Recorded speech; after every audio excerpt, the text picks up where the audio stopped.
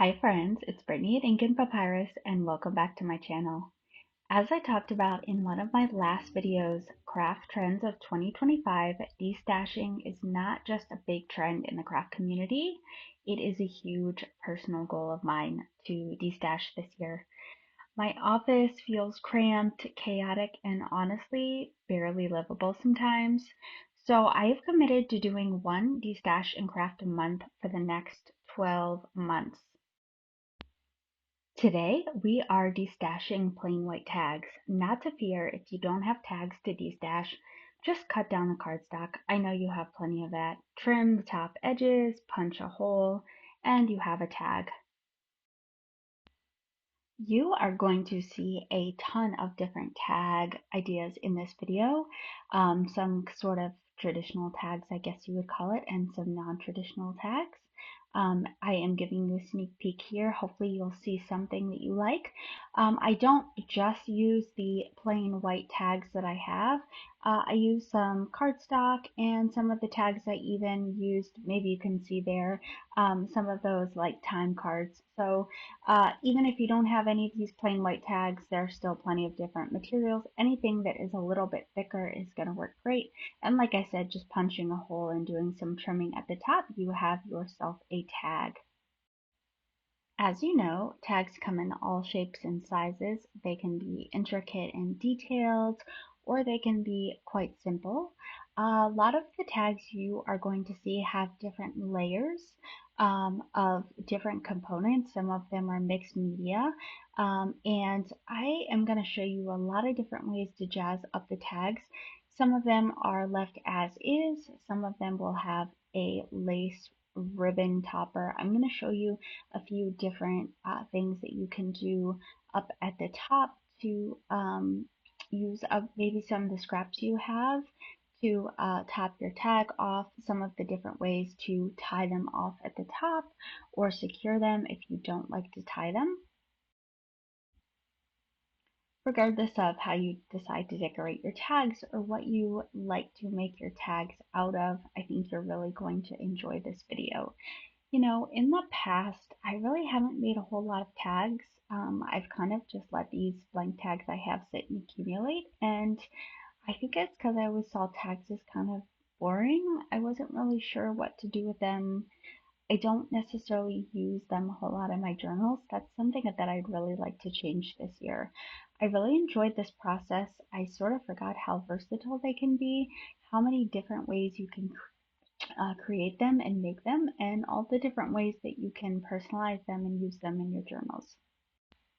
Just look at this simple butterfly tag and all of the different components that are contained within this tag. The base contains some really pretty fabric. There are some layers of lace and some applique. I had left over some little pieces I really couldn't do anything with. And then I have fussy cut some butterflies from cardstock. That's one of my favorite things to do these days. I love fussy cutting cardstock. And then I just went down the butterfly with some glue and added some of those little pearl stick-ons. And then around the top of the tag, I found this stamp that says "Made with Love," and it's the size is perfect to use a stamp. It the words just fit around it perfectly. The diameter is just perfect. And then I took some applique I had and cut it down, and it was a little bit thick. So sometimes it's hard to tie the applique or ribbon when it's really thick and make a nice knot without bulking it up too much. So I just went ahead and trimmed the applique in half, and then I just looped it around there and put a staple instead of tying it. These are all different things that you can do with tags. I do want to point out we're not just destashing tags today.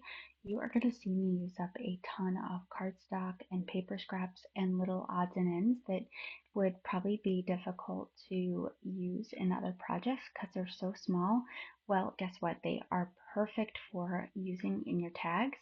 And I have a lot of stuff on my desk left over from Christmas projects, and I found that I like actually made headway into cleaning off my desk, which was super impressive. So this is a great destash project in many different ways.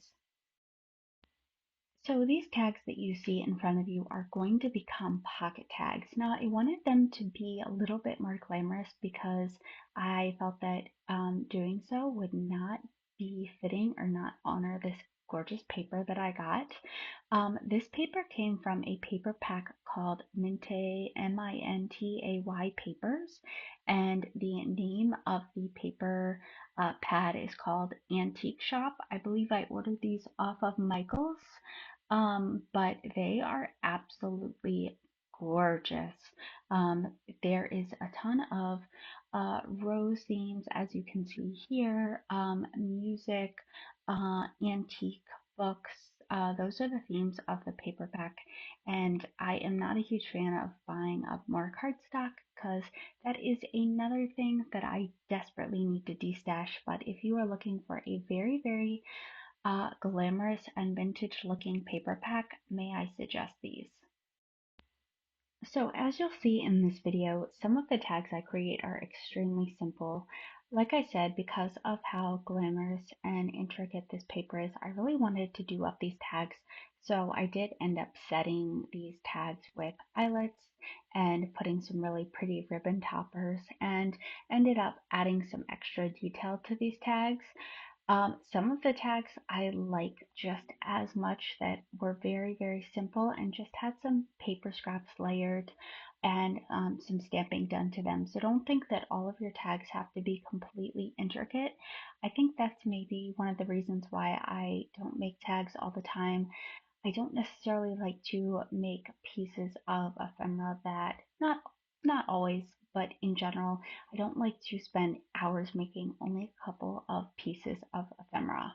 And I kind of thought that I always associated tags with having to be this big sort of production. Well, that's not necessarily the case. So just keep that in mind. These tags can be very, very simple too. I ended up loving this project. I took, in addition to creating pockets for tags, I ended up creating the tag that was going to rest inside the pockets, and I used the same kind of paper pad so to sort of keep within the theme. I think the gold and the applique and the white roses that I found just worked so beautifully together.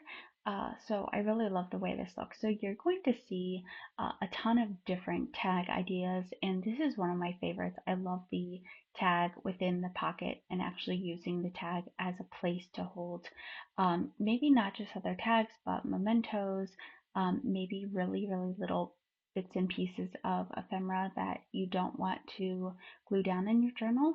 Maybe you are gifting someone or selling someone a journal and you have some really, really little itty bitty pieces of ephemera that you want to give to them to allow them to decorate their journal themselves. Well, this is a perfect place to house said pieces.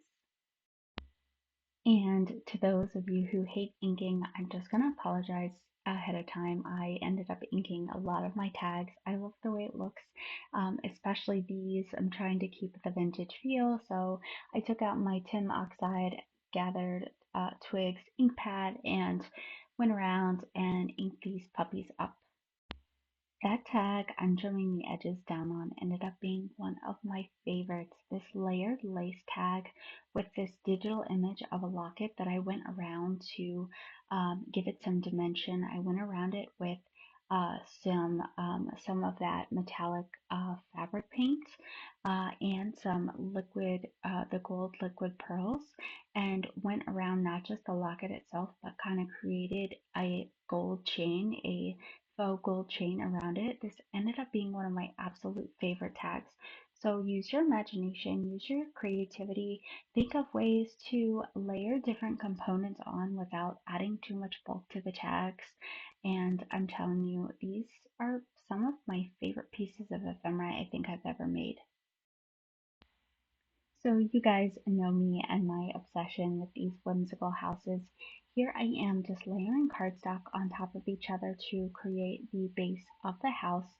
The goal is to, in addition to creating the base of the house, to give it a creative roof and some windows, a door, maybe shutters if you want. You can go all out, use your imagination, and get as detailed or keep it as simple as you want. You can create flower beds, um, fussy cut flowers. You can use digital images of flowers. You could draw flowers with a marker or paint or even liquid pearls is one of my favorite. You could create intricate designs on the rooftop. Even I've created little mailboxes before. Even had little images of people in front of the house if they were really large houses, and you can do it to scale. So just be creative with it, enjoy the process. You will find that these come together so nicely.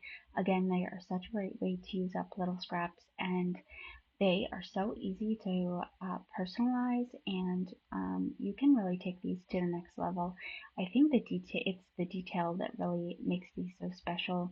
You'll see I come in with some ribbon to create some window panes on the little windows. This is what I mean. You can create it, create these and keep them very, very simple, or you can just layer detail upon detail upon detail.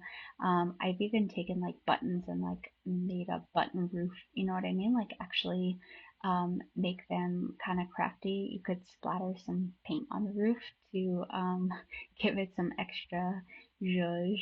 I'm trying to think some of the things, obviously you can create a door handle for the door. Um, think of the different elements you could use for that. You could use buttons, beads as a door handle. You could use little seed beads to give the roof some texture. You could use seed beads to create flowers in front of the house. Oh my gosh, I could go on and on and on. I love these so much. I've made little whimsical houses. Paper tags, obviously, like I'm doing now. I've used this little whimsical house concept to make paper clips and journaling cards and a whole different kind of thing. So yes, if you really enjoy this whimsical house project, consider making some other things. I guarantee you will not be able to stop once you start. If you are looking for some other inspiration for different components you can use to make these houses, I will link a previous video I did this in the description box below. You're going to see me make another house here. I just wanted to include one more example. I end up doing a couple of different things with the roof and using a couple other components. Instead of cutting out paper for the windows, I end up drawing the windows on with liquid pearls. For the roof here, you'll see me come along with some ribbon or some applique rather. I take the piece of paper to use for the door, and the paper that I wanted to use had a hole in the top of it, so I end up just using that as the natural place for the door handle, and go ahead and put some liquid pearls in there to go ahead and give this a nice pretty door handle. As you can see, this is the paper pack that matches the tags. Um, uh, that I made a little bit ago, those pocket tags.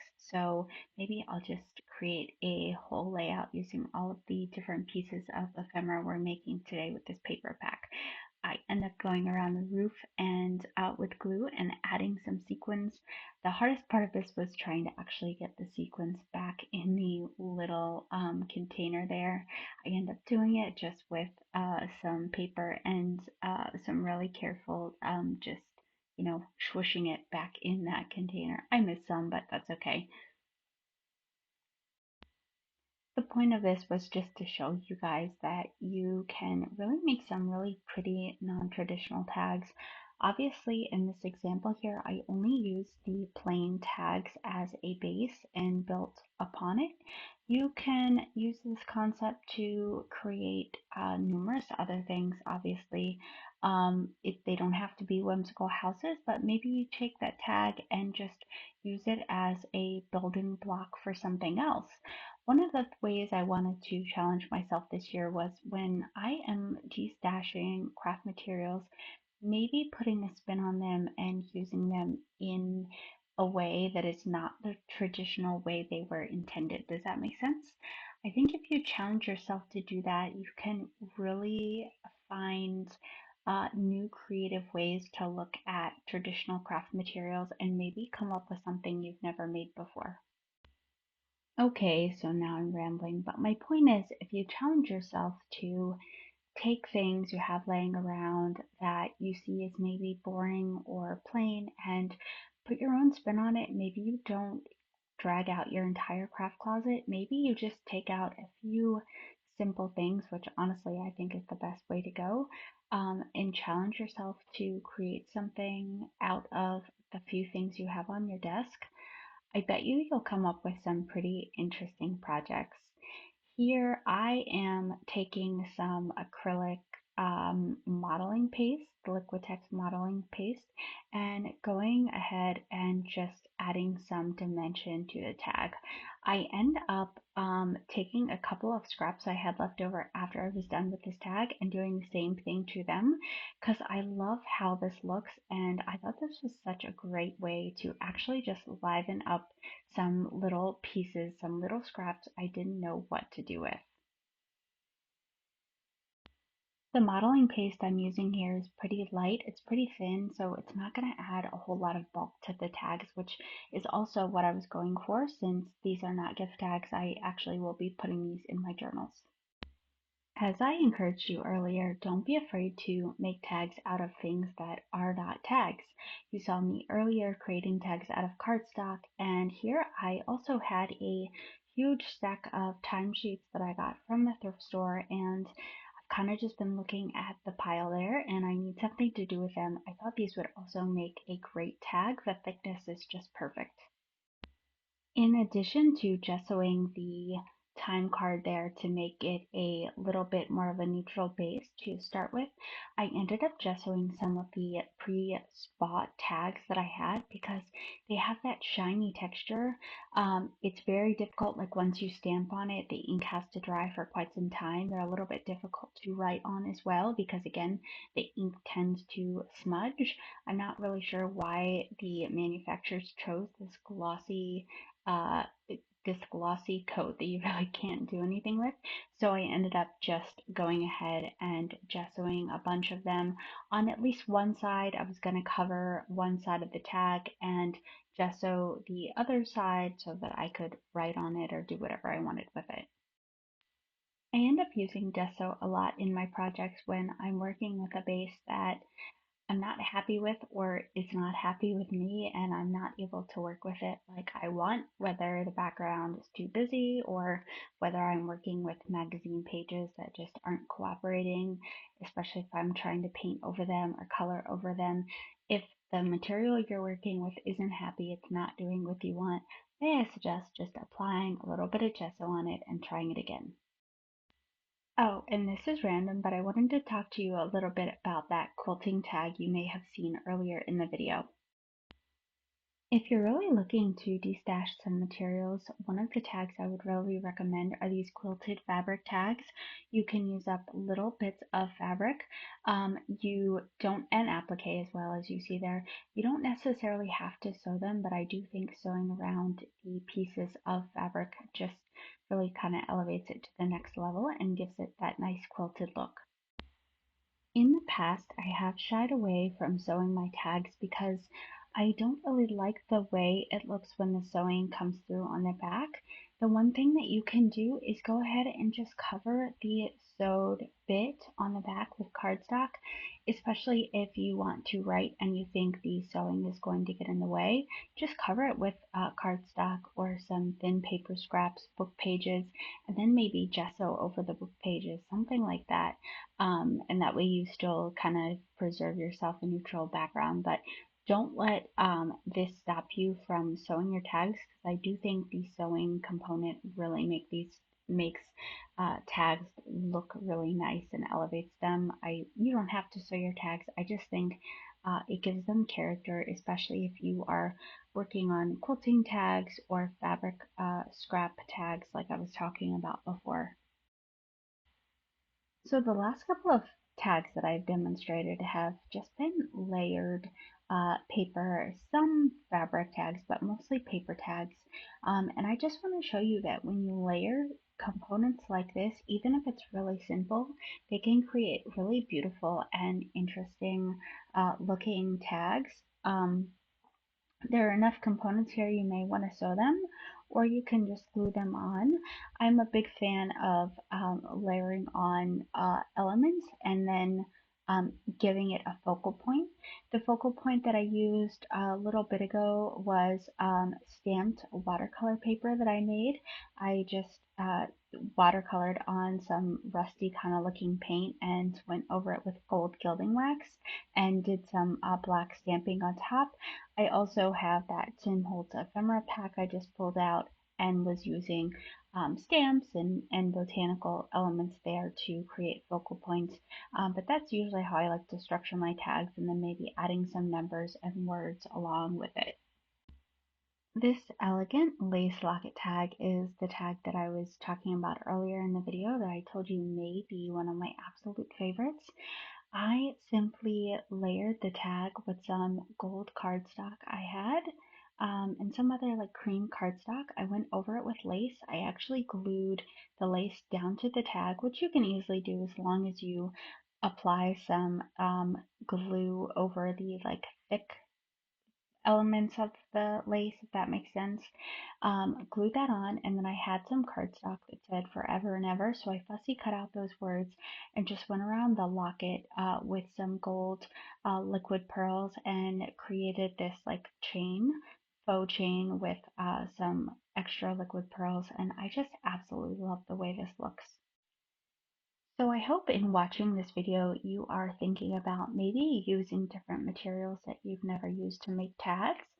Maybe you're thinking about using different papers and different things themselves to actually use as the base of the tag. Maybe you're thinking about making non-traditional tags like the Whimsical House tags, or making those flip-up tags with the sewn-on fabric that I was making earlier.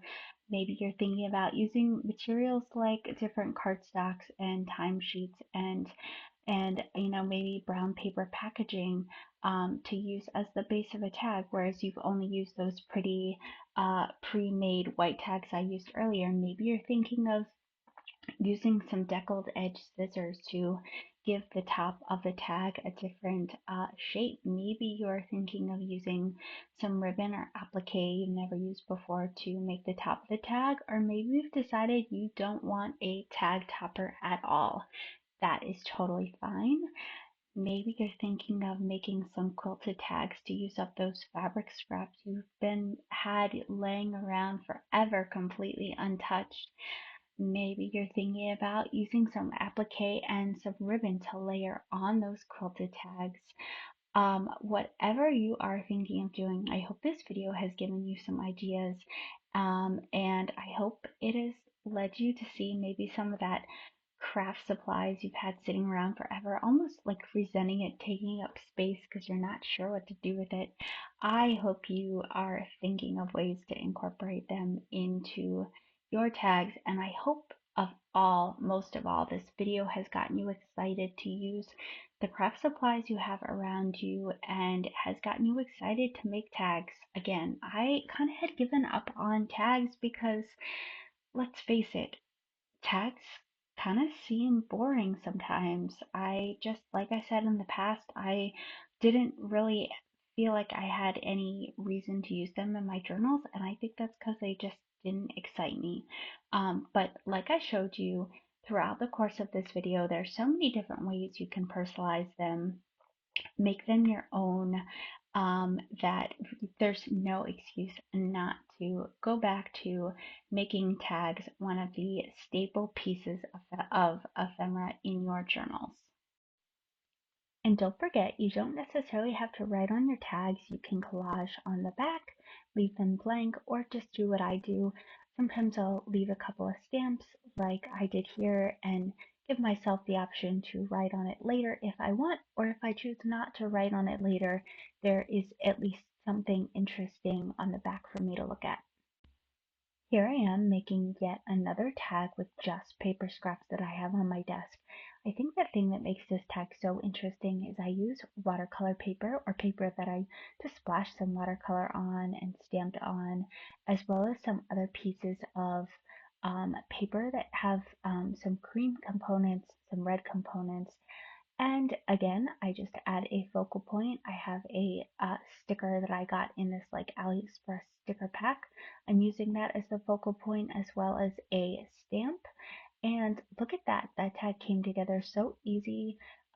Just a few different components. I love it. I don't know, it's so interesting. It's gorgeous. And it was easy as just gluing a couple things on it.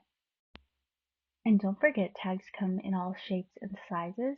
Here I have some little scalloped top tags that I needed something to do with, so I layered some fabric on them and I used a stamped piece of brown paper as the focal point in this tag.